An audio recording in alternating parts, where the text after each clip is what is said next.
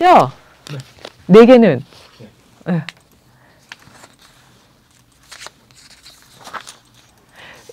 서아나운서님 뒤에도 동작이 있는데요. 네.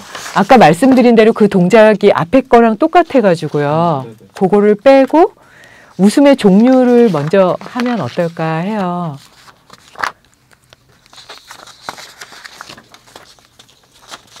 역시 잘 풀어주시는군요. 서아나운서님이 짱이십니다.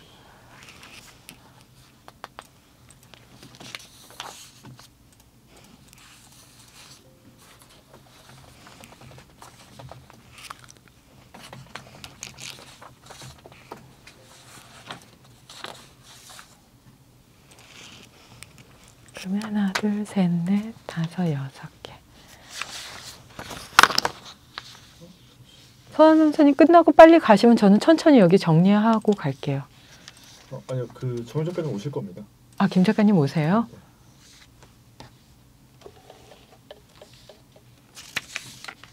나 끝내고 가는 건 혼자 잘할 수 있어. 그래도 좀 멀리 오셨는데. 제가 가시는 거 보고 가야 저도 마음이 편해졌어요.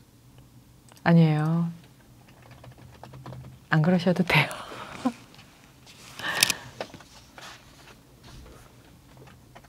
지금 바쁜데 생방 때문에 그러시죠? 아, 생방도 생방이고 저희가 지금 대학 뭐 입시 방송 이런 게 있어가지고 아. 오늘까지 해야 되는 게 있어서. 입시 방송. 아, 작년에도 그랬던 것 같다. 우리 벌써 1년 됐네. 그죠. 이거 그냥 종료 다 안 하고 그냥 네. 중간중간 그냥 보시고 뭐 언급하고 싶으신 것만 하면 되고. 근데 내일은 뭐 하시는데요? 네, 프리! 놀 거예요. 뭐 하고 노세요? 뭐 할까 지금 고민 중이에요. 어디 추천해 주세요. 추천을 어디로 드릴까? 운전해서 다니세요? 운전 안 할까? 운전해야 되면 하고 4,000원 들었어요, 내려오는데. 전기차 짱! 진짜 짱이다.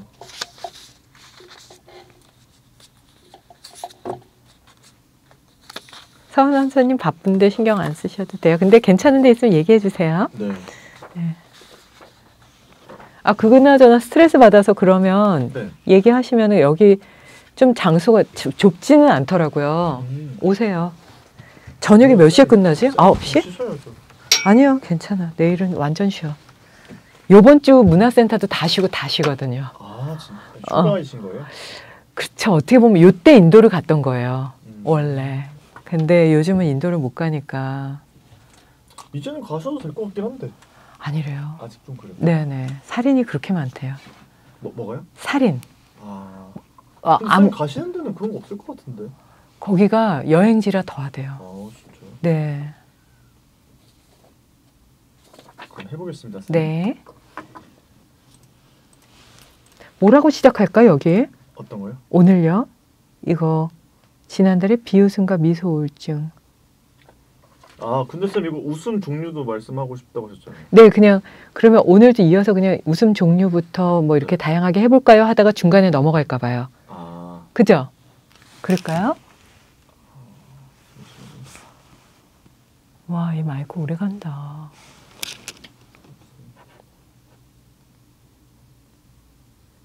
네, 제가 뭐 질문을 적절하게 드릴게요. 네네.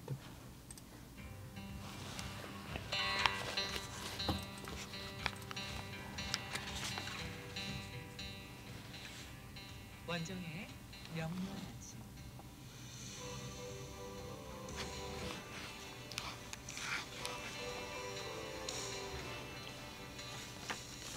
우리 산책할래요 원정혜의 명료한 아침. 오늘 이 시간 원정혜 명상 요가 전문가와 함께 하겠습니다. 안녕하세요. 안녕하세요. 네, 선생님 한 달에 한 번씩 이렇게 만나고 있는데 네.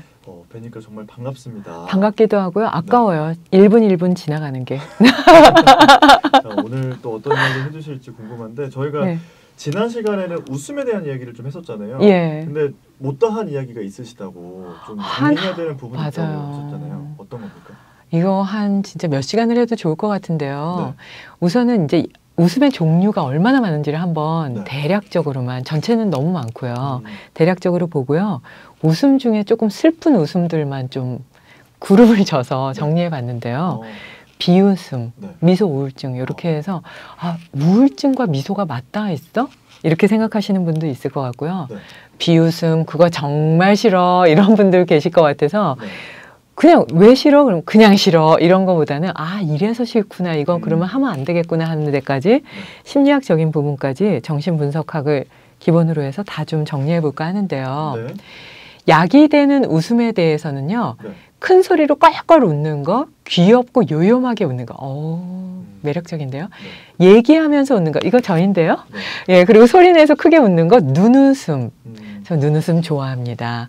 빙긋이 웃는 웃음, 아양을 떨면서 곱게 웃는 웃음, 박수 치면서 크게 웃는 거, 소리 없이 웃는 거, 네. 피식 웃는 거나 하늘을 이렇게 볼 정도로 크게 웃는 거나 부끄러워하면서 웃기도 하고요. 약간 바보처럼 저 사람 왜 저렇게 웃어? 이런 것들은 다 도움이 된대요. 그리고 몸을 막 들썩거리면서 입을 크게 벌리고 웃는 것도 도움이 되는데요. 네.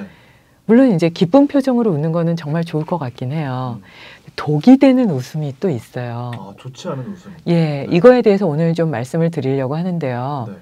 대수롭지 않아? 이러면서 픽 웃는 거나 거짓된 웃음이나 간교하게 웃거나 네. 약간 이렇게 날카롭게 웃는 거 있죠. 어. 하하 이러면서 약간 비웃는 것도 아니고 내가 너를 공격할 거야 하면서 긴장감을 주는 공포의 웃음. 이런 것들은 좋지 않고요. 그리고 쓴 웃음 있죠. 네. 됐어. 뭐 누구 믿을 사람 하나도 없더라. 뭐 내 노력해도 답이 없어. 뭐 이런 식으로 네. 스스로에게 그렇게 하는 것도 좋지 않고요. 꾸짖는 웃으며 그러니까 너 그 정도밖에 안 될 줄 알았어. 뭐 이런 것도 좋지 않고요. 네. 조롱하듯 빈정거리면서 코 웃음을 치거나 이런 것도 좋지 않다라고 봅니다. 네. 그러니까 웃는 게 무조건 좋은 게 아니라 네. 오히려 좀 안 좋은 웃음도 있다. 네. 이런 말씀을 해주신 건데 오늘 비웃음과 미소 우울증 이거에 대해서 좀 이야기를 나눠볼 거잖아요. 네네. 먼저 비웃음에 대해서 네. 좀 정리를 해볼까요? 이제 비웃음은 독과 같은 웃음으로 정리가 됐잖아요. 네. 근데 이게 이제 삐에로 같은 경우에는 왕 앞에서 막 왕을 진짜 비웃죠. 그러니까 우리나라 마당놀이 같은 경우에 그 대사를 보면 네. 왕을 그냥 대놓고 막 비웃잖아요. 네. 그리고 양반들을 막 비웃고 네. 그리고 유럽에서는 아직도 그 대통령을 비웃는 게 그냥 뉴스에 그냥 나올 정도로 그렇게 비웃잖아요. 네. 그때 사람들의 기본적인 마음은요. 목숨을 내놓고 비웃는 거래요. 아.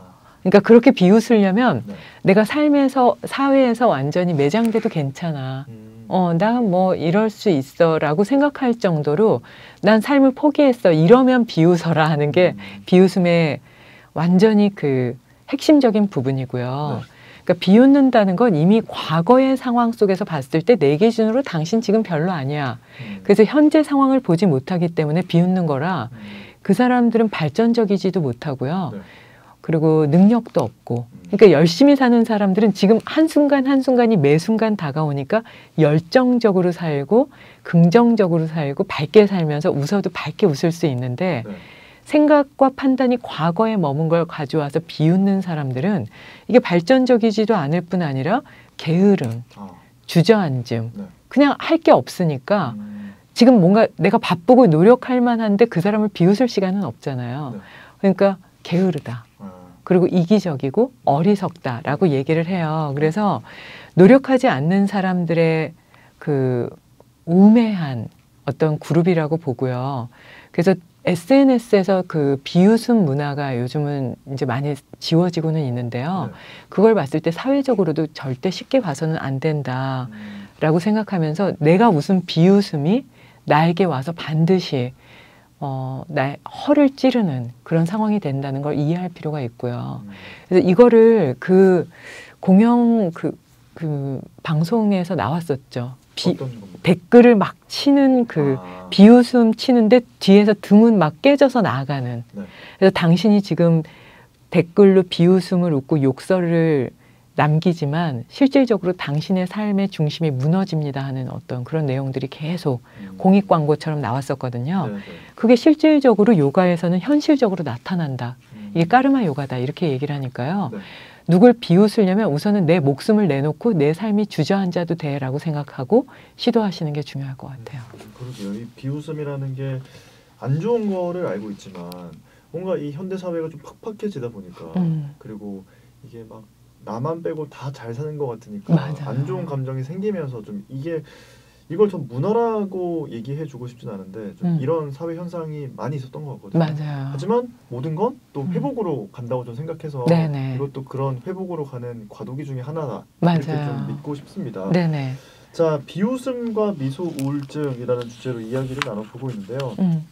뭐 감정이라는 건 아주 오래전부터 인간이 다 비슷하게 느껴왔던 거잖아요. 그래서 옛날, 그러니까 뭐 정말 오래된 고전 이런 곳에서도 비웃음에 대한 이야기를 하는 게 있다면서요. 장자에서 이거 아주 유명한 얘기라 다들 아실 텐데요. 네. 여기에 보면은 이제 그 제물론에 나오는데요.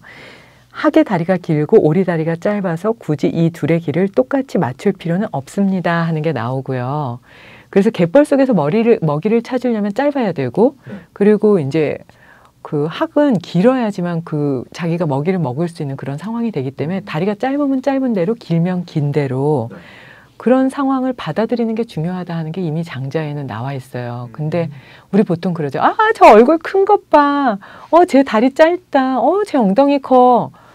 남이 나한테 그러면 할 얘기를 너무나 쉽게 얘기하고, 그렇다고 그 사람이 어떻게 팔 다리를 길게 하거나 얼굴을 작게 만들 수, 요즘은 의학이 좋은가요?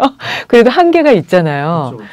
예, 그런 어떤 자연의 흐름에 대해서 비웃는다는 건 어떻게 보면은 사람의 모양도 자연에 준 선물인데 그 대자연을 비웃으면서 그거를 이해하지 못하는 그 어리석음과 우매함을 보면 옆에서 보면 위험해 보이기까지 합니다.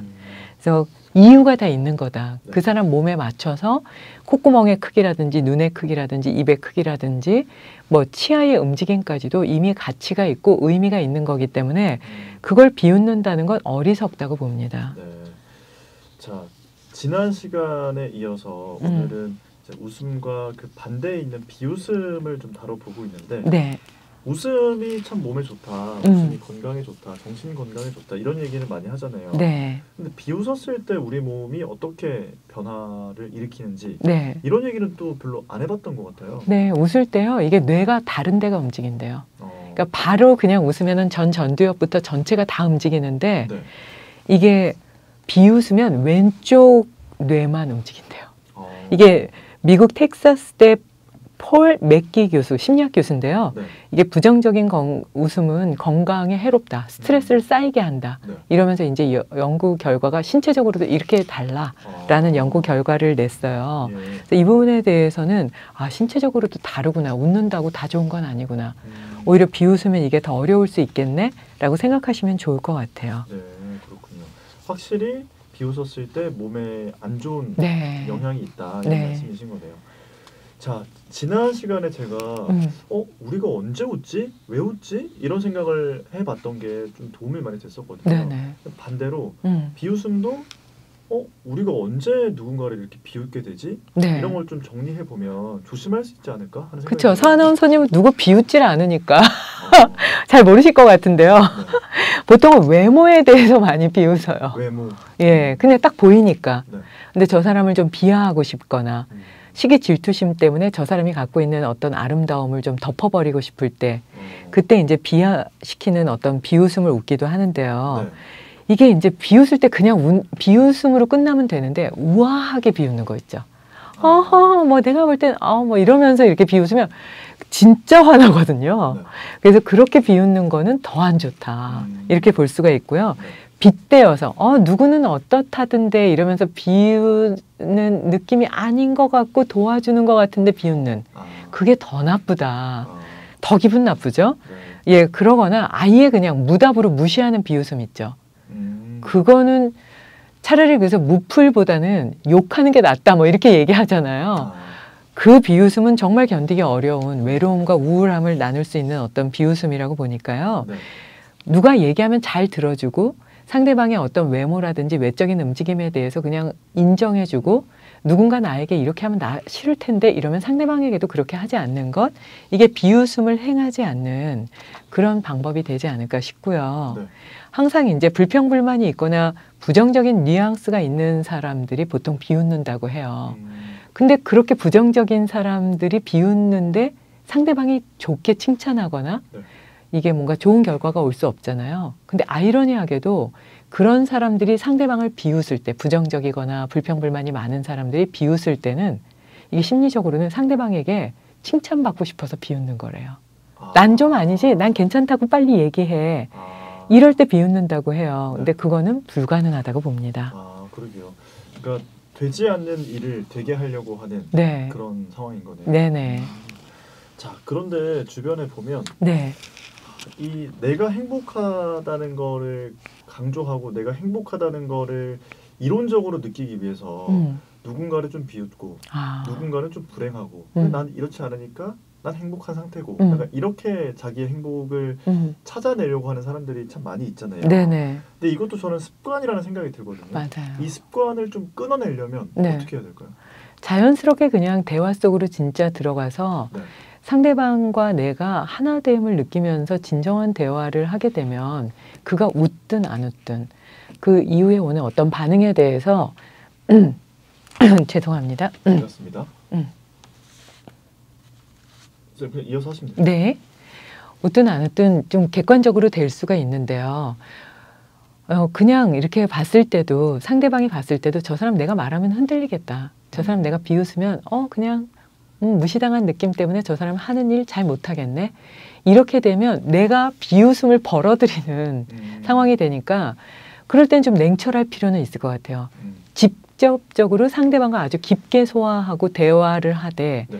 약간 객관적으로 냉철한 시각을 잃지 않는다면 내가 비웃음을 받을 일도 없고 내가 상대방을 비웃을 필요도 없는 그 상황에서 조금 멀어질 수 있는 지혜로운 방법이 아닌가 싶어요. 그러게요. 쉽지 않지만 네. 만약에 내가 좀 자주 이러는 것 같다. 내 주변에 이런 사람이 있어서 내가 좀 힘들다 하면 좀 알려주고 인지하는 거에서부터 저는 네. 시작인 것 같긴 하거든요. 네. 자, 이야기를 조금 더 이어가 보겠습니다. 선생님 궁금한 게 네. 명상을 하고 요가 이런 수행을 하고 이런 사람들 이런 사람들은 이제 비웃음에 대해서 뭐 어떻게 생각을 하고 있어요? 불쌍하다고 보죠. 연민. 예, 그러니까 사실 밉잖아요, 비웃음. 네. 그러면은 밀어내고 싶고 저 사람하고 그 인연을 끊고 싶어 이렇게 생각할 수 있는데 네. 그 비웃음 후에 오는 내가 뿌린 씨앗이 비웃음이니까 거기서 자라는 씨앗도 비웃음이잖아요. 네. 그 사람이 당할 그 비웃음을 보면 요가적으로 보면은 까르마 요가에서 봤을 때는 저 사람의 앞날이 너무나 불쌍하다라고 보게 되고 실질적으로 덜 미워하고 더 안 미워하고 오히려 옆에서 이렇게 도와줄 시기를 기다릴 만큼 그런 상황이 되는 것 같아요. 그래서 사회적으로 보는 어떤 비웃음과 명상 요가적으로 봤을 때는 조금 차이가 있다고 보고요. 이게 이제 마음의 상처를 주는 그런 말과 행동을 떨구는 그런 인연들에 대해서 네. 좀 요가적으로는 하근기다. 하근기? 네. 그러니까 그릇이 좀 작다. 예, 재능 갖고 있는 마음의 폭이나 재능이 조금 부족하다 이렇게 보기도 해요. 네, 그렇군요. 자, 오늘 이 비웃음과 미소 우울증이라는 주제로 이야기를 나눠보고 있습니다. 네네. 미소와 웃음, 비웃음에 이어서 즐겁거나 행복해서 웃는 게 아니라 상황 때문에 어쩔 수 없이 웃는 가짜 웃음으로 인해서 우울증 증상 중에 하나라고 하죠. 미소 네. 우울증이라는 게 있는데 네네. 이것도 좀 다뤄보려고 하거든요. 이걸 정말 전해드리고 싶었는데요. 네. 이게 가면성 우울증 스마일 마스크 증후군이라고 하는데요. 네. 콜센터나 백화점 매장이나 항공기 승무원이나 사회복지사, 교사나 간호사, 공무원 이런 분들이 많이 걸리고요. 요즘은 며느리가 아니라 네. 시어머니가 미소 우울증에 걸리기도 한대요. 그 며느리와의 어떤 관계에서 네. 좀 이렇게 편안함을 위해서 가짜 웃음을 웃으시는 거죠. 그러니까 네. 이게 한마디로 좀 화가 나는데 그 네. 화를 표현하면 안 되는 네네. 그런 상황일 때 미소 우울증에 빠지는 경우가 많다. 네, 근데 이제 화가 날 상황인데 참는 것까지는 그냥 우리가 일반적으로 겪을 수 있는데요. 네. 웃어야 되는 상황을 강요당하거나 그래서 이게 내가 인격적으로 내가 인형이야? 라는 어떤 모독감까지 느낄 정도로 강요하는 그래서 이게 서비스 종사자들 같은 경우에 27%나 미소 우울증을 앓고 있다고 하고요. 네. 2018년도에 따르면 감정 노동자 보호법이 이제 시행되고 있다라고 얘기는 하는데요. 아직까지는 고객 감동 뭐 이런 것들을 내세우기 때문에 감정 근로자들은 아직 만족한 상황은 아니다라는 연구 결과들이 있어서요. 네. 이런 어떤 기업 풍토가 중요할 것 같아요. 그러게요. 예. 선생님 근데 사실은 뭐 미소 우울증, 가면성 미소 우울증 이런 것들은 사회생활 하다 보면은 누구나 좀 노출되는 일인 것 같긴 하거든요. 네. 대체적으로 좀 어떤 상황에서 겪게 되는 걸까? 좀 많이 보게 되는데요. 네. 인터넷에 이렇게 보다 보면은 이제 항공 같은 경우에 네. 잠깐만요. 뭐라 그러죠? 그 여자분은? 스튜어디스. 스튜어디스. 승무원, 항공의 승무원. 항공의 승무원 같은 경우에 뭐 이런 말 듣는다 그래요. 야로 시작해서 예, 비행기 똑같은 값 내고 탔는데 지금 뭐 하는 거야? 아, 이 항공사 진짜 사용 못 하겠네. 막 이러면서 거칠게 막 하고 말도 안 되게 하는데 계속 앞에서 그게 아니라 이렇게 사용 설명을 해야 되는데 죄송합니다, 죄송합니다, 죄송합니다. 이렇게만 하다 보니 정말 화가 날 수밖에 없고요. 네. 그리고 또 이제 이거를 정 안 돼가지고 성형외과를 가는 분들도 꽤 계시다는 거예요. 근데 성형외과 의사 선생님이 나와서 이거를 이제 인매 성형을 하는 전문의가 나와서 얘기를 하셨는데요.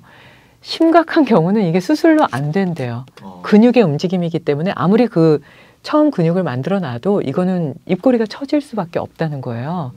그래서 얼마 전에 인별에 나왔었는데요. 네. 어떤 아르바이트 여자 학생한테 그 온 손님은 왕이야. 뭐 이런 학생을 아르바이트로 써 이러면서 막 욕을 하고 막 이렇게 하니까 네. 사장이 와서 정말 죄송합니다 하면서 그 손님이 얘기하는 거를 이렇게 오히려 그 학생한테 너 저렇게 화를 내고 뭐 이런 그 감정적이고 앞뒤 못 가리는 이런 손님한테 그렇게 대하면 되겠어?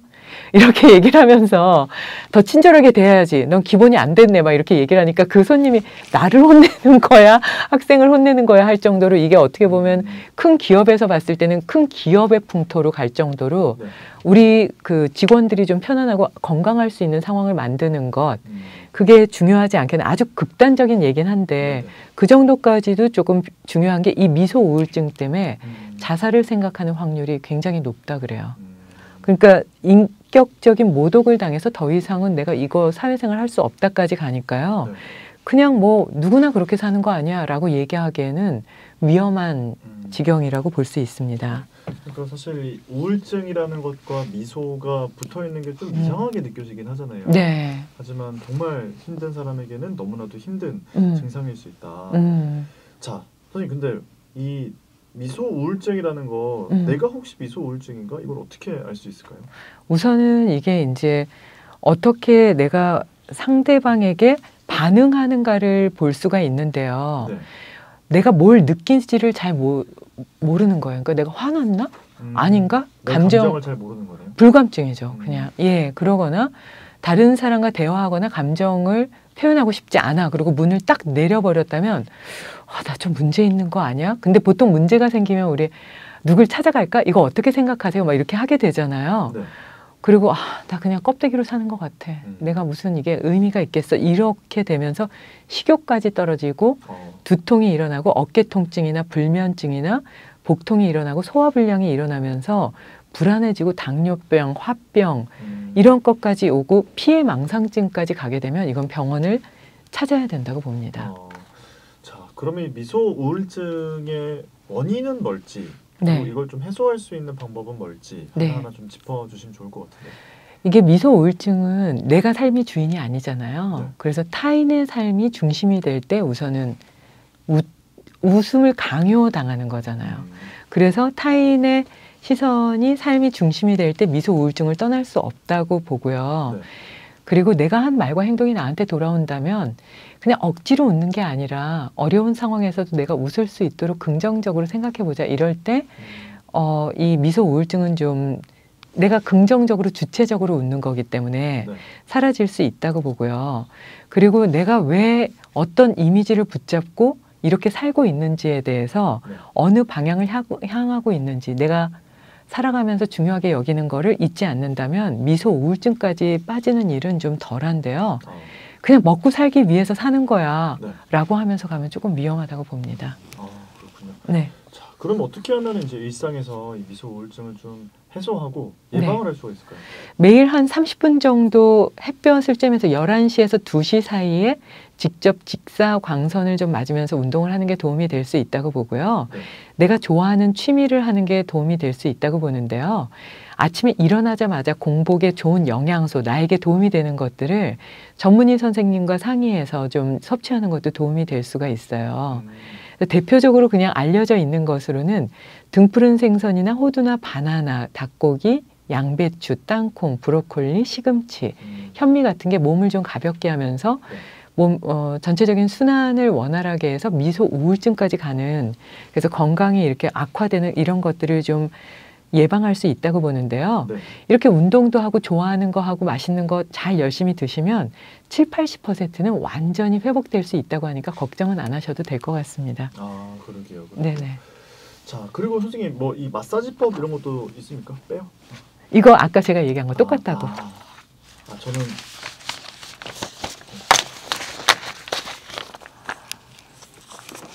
시간이 지난 것 같아서 제가 막 빨리빨리. 아니요, 지금 시간 지났죠.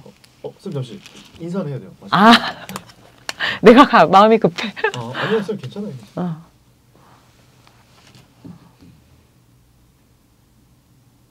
네, 오늘 비웃음에 이어서 미소 우울증까지 좀 짚어봤는데 방송 들으시면서 나도 좀 그런 게 있었나 하는 생각이 드신다면은 말씀드린 요 예방법들 좀 일상생활에서 가까이 해보시면 어떨까 하는 생각이 드네요.